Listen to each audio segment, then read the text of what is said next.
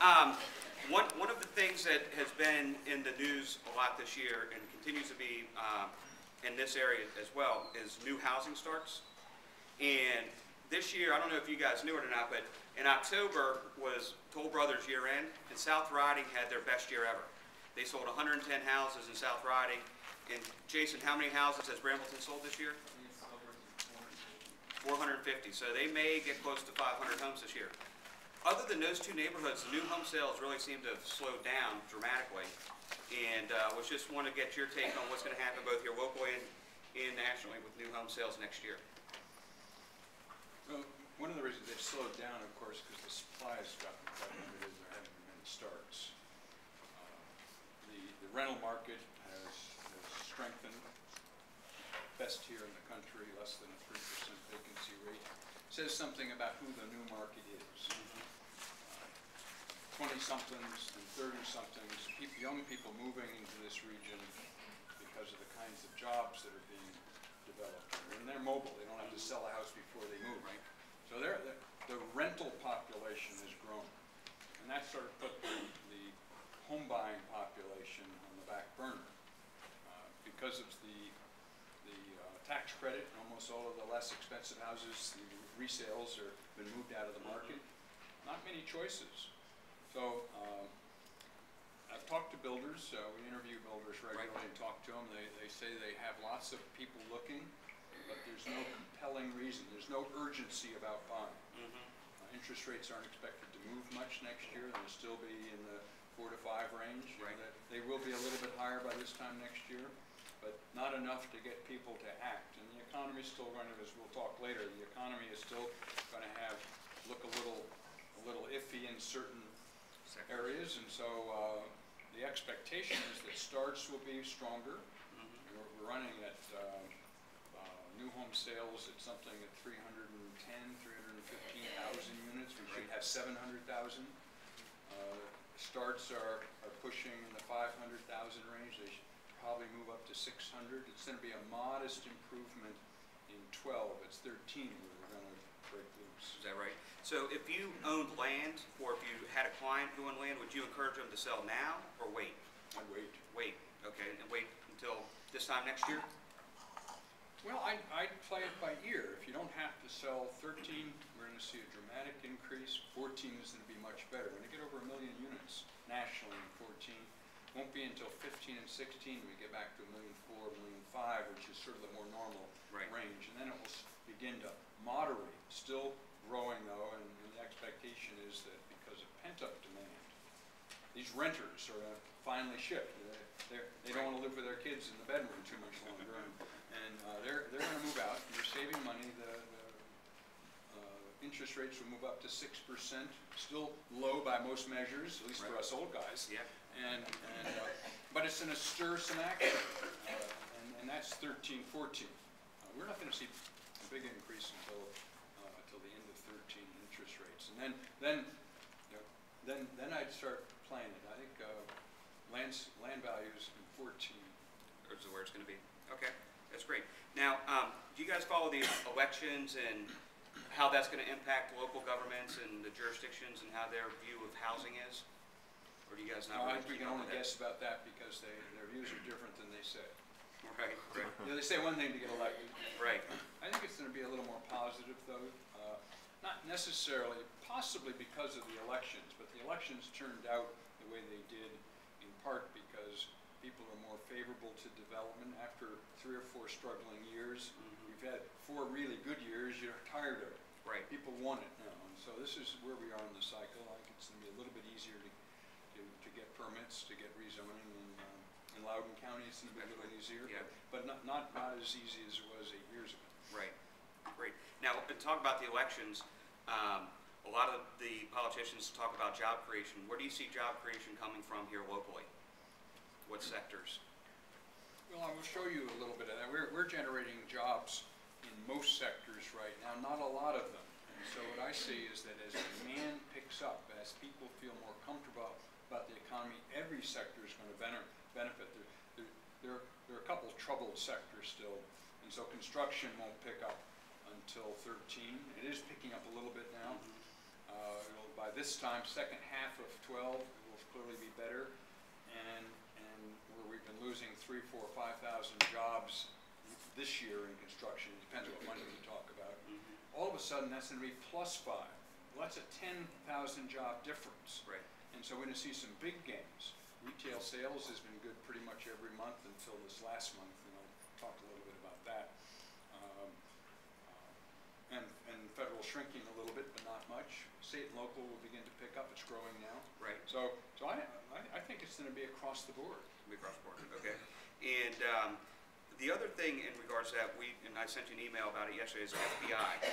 And the FBI was going to be $40 million to renovate the Hoover building downtown. 240. 240? You can't afford to do it. Yeah. They're going to tear it down. They're going to tear it down. So, and they were talking about relocating out to Loudoun County. What kind of impact will that have? I wouldn't buy land yet for that. Yeah. I think the likelihood is they've already looked at land in Greenbelt. They're going to be on a metro station. They need a secure site, and Prince George's County is really hunting. Yeah. Because they didn't get the FDA, and they've been challenging the decision with GSA on FDA staying in Montgomery County, even though the deal was better, at least the dollars in the deal were better in Prince George's County, and so they feel like they're owed one. Right. So I wouldn't count for it. And then Prince William County already has the FBI, so it would be, they have the FBI West. Right. So it'd be real easy to put another building out there, and there's a lot of land. So I think that's up for grabs. That's up for grabs. Yeah. Great. And it's at least 10 years out. There's no at least 10 years. There's no money to build a building, and in order to tear that building down, it's going to cost as much as the land is worth. So they may be able to dump that on something. It's full of asbestos. Right, right. Now, a minute ago you talked about the builders, and there seems to be no urgency from buyers, and probably part of that is because of consumer confidence. And what's it going to take to get consumer confidence turned around? Because right now, it seems that with the unemployment levels here in Northern Virginia, people have jobs. They're not really losing jobs.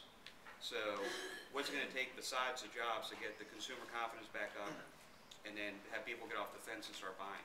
Well, as we saw, consumer confidence came out a couple days ago. It had its biggest one-month increase since 2003. It went up 15 points. Still low. And it's the broader sense of stability within the economy. And for some people, they'll say, well, until the Europeans get their act together. Well, then they get their act together.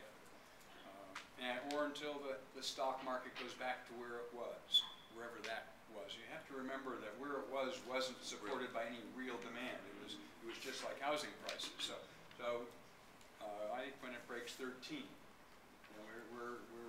we're going to move up slowly, and all of a sudden people are going to feel more comfortable. They could have felt more comfortable today, but it may take until this time next year where they begin to feel secure. The unemployment rate, as it moves down a little bit more, all of these numbers, if people begin to think about them as a package, are pointing in a very positive direction. It's going to take another year before they believe it. Right. And, we see prices have stabilized in some areas, and in some areas are increasing. So it doesn't seem like price is the reason why, but and also with interest rates where they are, that also doesn't seem to be an indication why people wouldn't buy today. So the economy's been bad-mouthed by all the elected officials. This is an election year. We're going to hear it for 11 more months.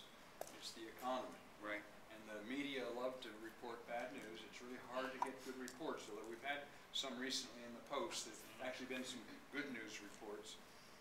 I think until we get beyond the election and people actually say, okay, now we can move ahead and solve some of these problems. They see some leadership emerging in Congress. I'm thinking nationally, but this is certainly locally too, that in fact we are addressing our problems and we have a workout for them. We're going to get back to normal. Right. Right now there's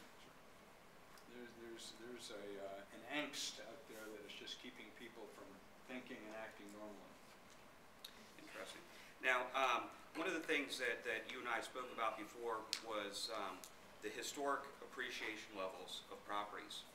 And remember we talked about the first deed that you saw of the house in Old Town? Would you mind telling that story again? It's a pretty fascinating story. Well, we all try to get benchmarked or get a reference point to how much we should expect housing prices to change. and over the sort of the rule of thumb nationally, and it's proven true locally, is about, somewhere about doubling every 10 years, 7% per year. Of course, it depends which 10 years you pick. And that includes inflation. Half of that increase is inflation. So it isn't really 10%, it's maybe 5%. And so I bought a house in Old Town Alexandria back in 2005, and it was a historic house, and I paid $750,000 for it. Little house, 1,500 square feet, but it was detached, 1840 house, and the people that I bought it from had studied its history. The first time it had sold was in 1857, and it sold for $215. Now I said, in my mind, well, it was just before the Civil War. I bet prices were a little depressed. But I just for fun, if you take 215 and in 2057, say 2060, every 10 years, double that all the way up, and you double it every 10 years.